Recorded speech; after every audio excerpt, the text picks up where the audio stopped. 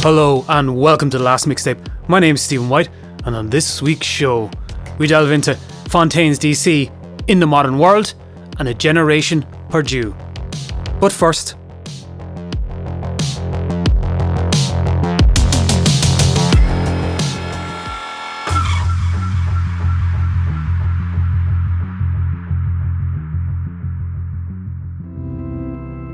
Alright, I'll describe what my generation is and you'll know. My generation can't afford houses. Yeah. My generation can't afford to have children. My generation are either leaving the country or jumping in rivers. That's my generation, man. not my words, but the words of Blindboy some 10 years ago on national TV here in Ireland on the Late Late Show, and how relevant those words are today. Why, dear listener, and indeed, dear viewer, were we just listening to Blindboy speak on the lost generation of Irish people at the beginning of this week's show? Well, I thought, given the Irish government's recent actions regarding rent and landlords, and listening to the Fontaines D.C play In the Modern World just recently, I thought we would speak on a lost generation of Irish people and how that has been filtered through art. As always, the last mixtape is an arts and culture and vibes show, so we'll be looking at this through that lens. The political agenda, or the political alignment, and the deep dive into the actual what's happened with the Irish government and rent and landlords just this week. Political shows are available, and they will be able to give a more in-depth look at the wording of what has been proposed, or actually what has been passed in the Dáil this week. With that said, let us jump into the world of the Fontaines DC's In the Modern World, and a Generation Perdue.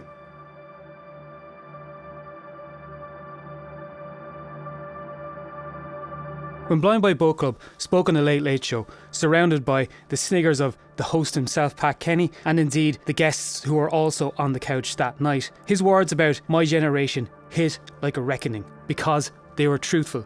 They spoke something that wasn't said on Irish television before that point. Almost a century ago, in a very different context, Gertrude Stein told Ernest Hemingway, "You're all a lost generation." It wasn't a compliment, it was a diagnosis. A generation adrift after war, betrayed by the structures they were told to believe in. Tradition, patriotism, permanence. And I think of that phrase now, hearing Blindboy's words once again some 10 years on. My generation, said like a curse, a sigh, surrounded by the laughter of others. In 2025, this week, the Irish government has presented legislation that will only benefit landlords and landlords alone. In the 10 years since Blindboy said those words, homelessness has continued to rise, with now over 15,000 people on the streets in Ireland in emergency accommodation, including over 4,000 children. And amongst that backdrop, the government here in Ireland, and indeed governments around the world, continue to benefit only the upper class, mortgaging the future and future generations. You can see it everywhere, in the damn corners of rental flats where 3 housemates and no lease, in the vacant student accommodation buildings that somehow stay empty and will, after this legislation, only continue to rise in cost. In the creeping sense that for all of Ireland's economic growth, we're building a country where fewer and fewer people can afford to live, let alone create. That's the context Fontaines D.C are writing into In the Modern World. A song that feels like a shrug at everything we were promised. Not nihilistic, not even angry, just exhausted. So today on the last mixtape, I wanted to trace a thread from the lost generation of Paris cafes and broken promises to Ireland's my generation, priced out and pushed aside. I want to ask what kind of art survives when the ground beneath it is always shifting, and what art will be created when there's no one there to create it.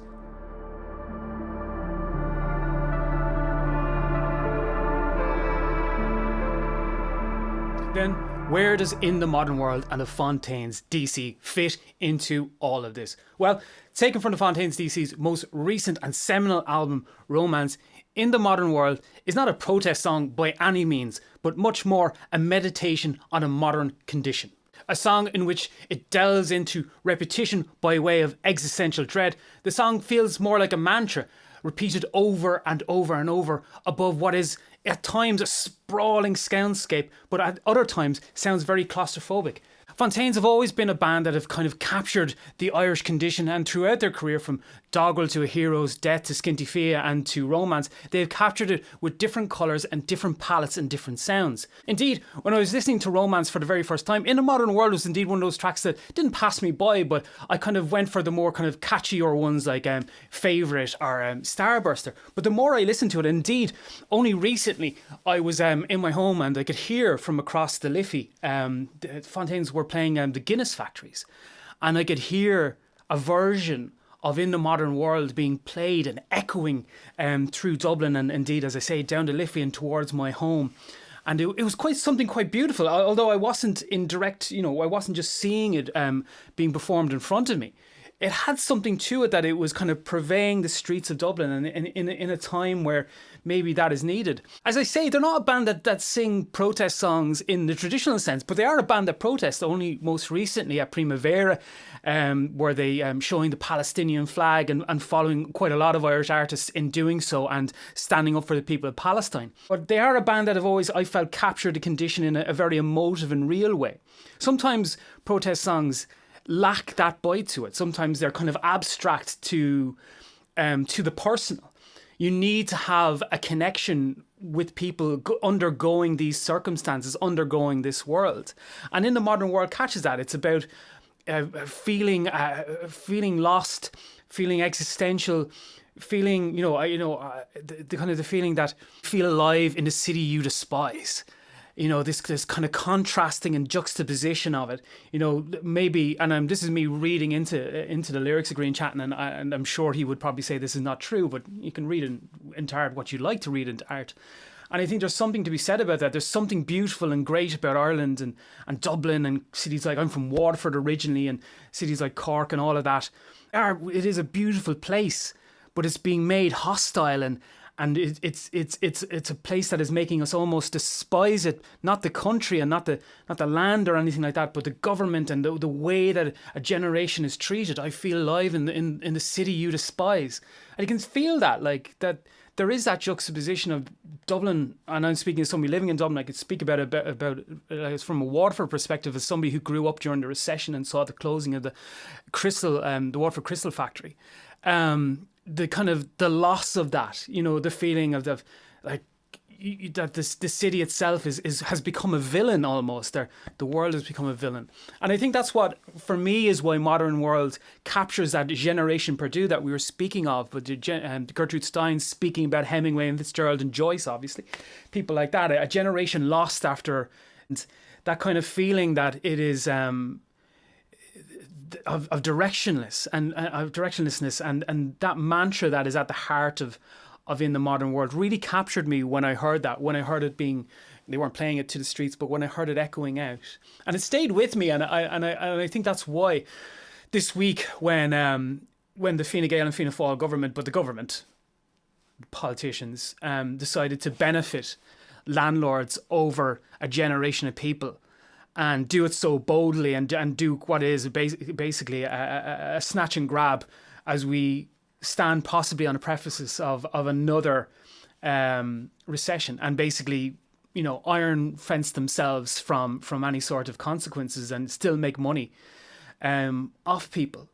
That struck me, that this art is made during this time, and something that is. That, they always say, great art is made under great pressure, but you would hope it didn't have to be. There's enough pressures on the outside world, and it's not just the rent pressure, but it's also mental health. It's people's mental health in this world. I am somebody I'm not going to say I'm an advocate for mental health. I am somebody who has mental health disorder, and I address that, but the facilities for everyone is not there. The understanding is not there. And these are people, to quote, almost to paraphrase Blindboy, that are either emigrating or throwing themselves into the river, or completely feel lost, or can't afford a home. There's no security in the world at this moment. And for me, In the Modern World captures that. I think Fontaines are sometimes overlooked for that. I think Lankum obviously captured that in a more visceral way through the traditional music. But I overlooked In the Modern World, but it could very well be the best song on that album and the most relevant song that they have made, and I think it's so striking in that way.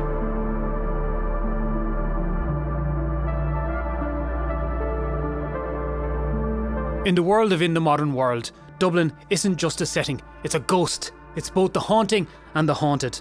The streets still hum, the pubs still pour, but so many of the people who made this city feel alive, artists, misfits and dreamers, they've been priced out, pushed out or burnt out.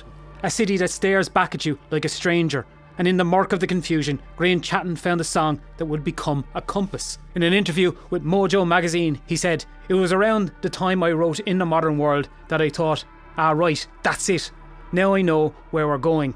Know the atmosphere, the temperature of this city we're soundtracking." That's the heart of it, the temperature of this city. Not its sound, not its style, its condition, a kind of low-grade fever of disconnection. And what's remarkable is how restrained the song feels.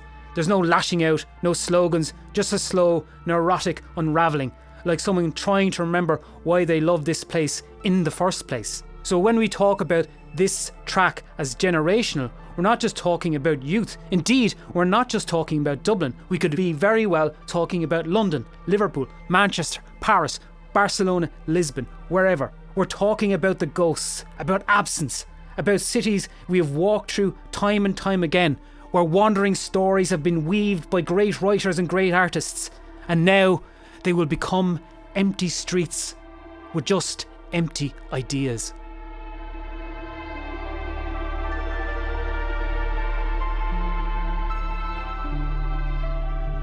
But of course, it's not just Fontaines D.C. that are part of this Generation Perdue. It is every artist in Ireland at the moment. And again, I'm speaking about artists at this moment in time. There are conversations, of course, about what this means for the wider community and Ireland as a whole. And I've my own ideas on that. As I said on multiple occasions, I do not trust politicians at all on any side of anything. They all collectively make my skin crawl because I think they're all in it for their own self. And regardless of grandstanding or not grandstanding, a lot of the time it feels like they seem more interested in making TikTok videos that people will go, "Oh my God, they got him in the doll. They really closed him down there," rather than actually doing anything.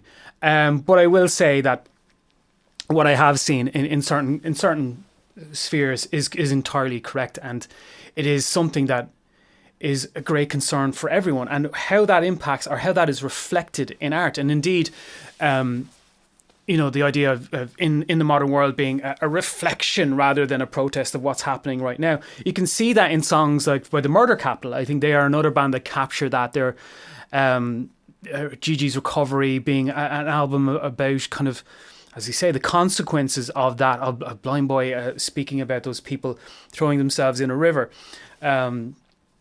And ideas like that. As somebody of a certain age, I'm 38, I do know people who have done very similar things, and it is something that is a huge concern. Mental health is a huge concern in this country and is not being addressed in a proper way, and it's not being addressed at every level, because it's not just about addressing it after the symptoms. It is also about kind of attacking the things that cause it, attacking the societal things that cause it. Gigi's Recovery delves into that, the idea of that. For Those I Love, obviously, in a very kind of honed in way, speaks about a young man taking their life as well. And again, these are albums coming out of this scene and out of this environment and out of this country.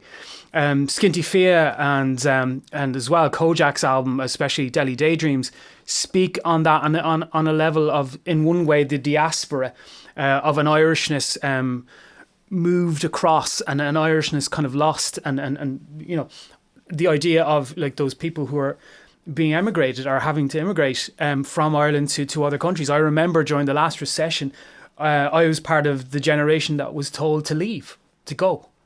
We'll come back and we'll have it all sorted. And such it is. And, Delhi Daydream speaks about, again, that directionlessness and that listlessness as well. Sprints, with their song Modern Job as well, speaks about that idea of wanting, or being told to want, or feeling that they should want all the things that modern society says you should want, but also those things being closed off, and like a secure life, or whatever you want to call it, being closed off and not being for that generation, not being for people. And I think a lot of generations of Irish people now, obviously that video by Blindboy was 10 years ago, feel that. that it hasn't changed, that the generation, as I said, I'm 38, so the generation below me are facing a lot of the same things I faced and we faced in 2008, 2007, 2009, during the Great Recession. And those things weren't addressed. Instead, we see a government that is hostile towards the youth. We see a government that wants nothing more than to line their own pockets and tell us that they're doing it because it'll make things better. You know, not to get incredibly too political, but we're there anyway, and you're this far into the video. But why would this movement, and I'm speaking about the new laws and our new scheme regarding rent, why would this bring more landlords, as they say, into the market? Because it's a scam. Because they can get money out of it. Because there's going to be a gold rush and they can do whatever they want to the renter. And the renter will pay for it. That's why it'll bring more people in. They're not going to do it out of the goodness of their heart and go, oh, finally, I can be a landlord. I've always dreamed of it. No, because it's a scam. And once again, it's that sacrificing the youth so that these people continue to lumber on in a kind of system that they have created and that they're caught in late stage capitalism that they can't get out of and they have no interest in getting out of. And once they're okay, or I'm all right, Jack, that's fine. And that has to be reflected in art. That is always going to be reflected in the art created in that time. But we can't forget that the art that is created in that time is in and of itself limited.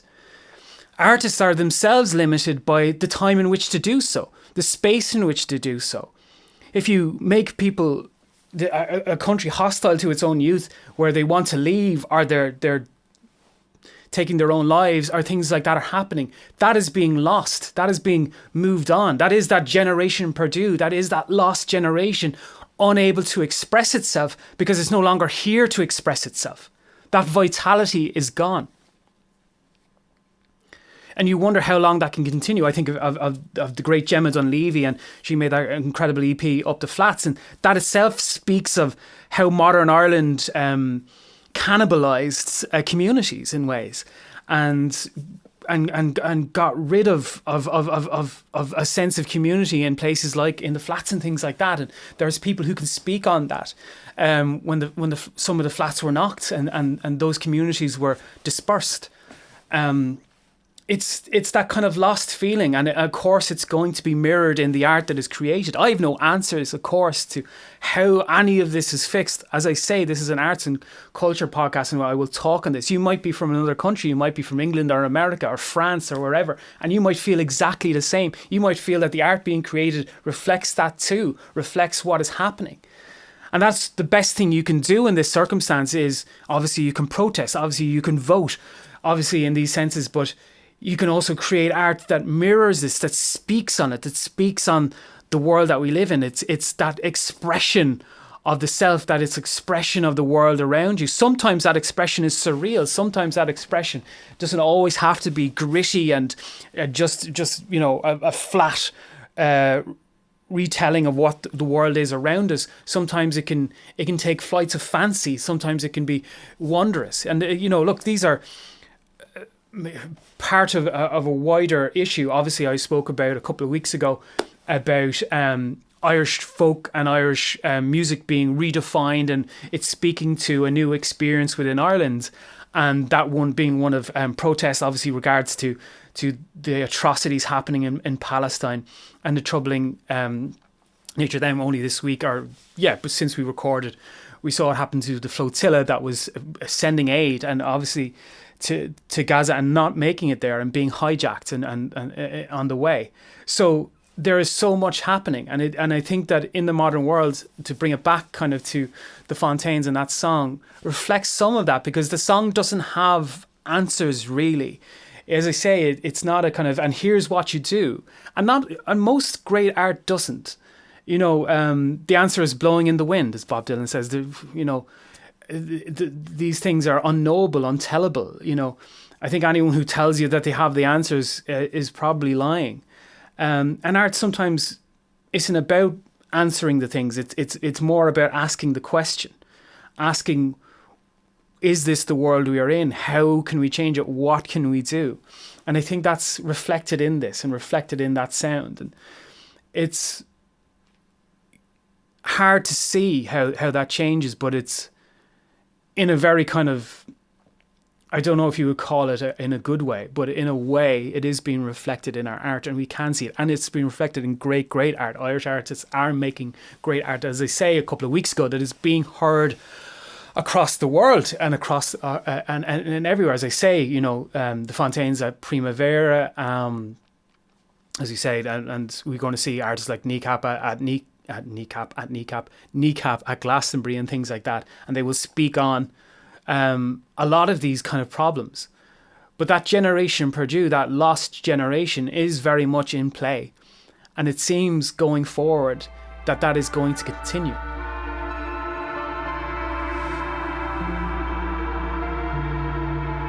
You look at a place long enough and you start to see the outlines of who's missing. Not just who's left, but who's never going to show up. We talk a lot about generations, like they're neatly boxed. Boomers, millennials, Z. But in Ireland, this one's something else. It's not defined by a sound or a movement. It's defined by absence. The flats never built, the gigs never played, the poems no one could afford to write. And still, somehow, the artists come. Sprints screaming into the void like it might answer back. Kojak building entire inner cities out of memory and myth. CMAT turning trauma into Vegas country ballads. For those I love, making grief sound like salvation. And Lankum dragging the old world into the funeral of the new. They're not waiting for permission, not for funding or policy or a pat on the back from the likes of RTE. They're writing their futures into existence. That's the thing about a lost generation. They don't stay lost forever. Eventually, they start mapping their own territory. Burned out bars, late night studios, WhatsApp links and voice memos turned into albums. You might not see it in the charts, but you feel it in the street. Ireland didn't lose this generation. It just refused to look them in the eye. The Fontaines D.C. and in the modern world, the murder capital, Sprints, Kojak, Lankum, artists like this are the ones conveying what is happening in this country and conveying that lost generation and where it is going. But what about you? What do you think? Is In the Modern World a mirror for a Generation Perdue in here in Ireland and indeed further afield? Is it kind of a mirror for the Generation Perdue in your country or where you're from? Is art indeed that mirror held up to society? And is it a mirror that governments like here in Ireland will actually face into, or will they ignore it? Let me know what you think in the comments below. And so it goes, and there it went. But before I go, thank you for watching and listening to The Last Mixtape. To help the channel grow, please like, share and subscribe for more episodes like this. And if you want to send your music on to the Count and Monty playlisto, do send them on to stephen@thelastmixtape.com and I will send him on your correspondences. But for now, that was The Last Mixtape. I was Stephen White. You were the listener and the viewer. Hey, so long.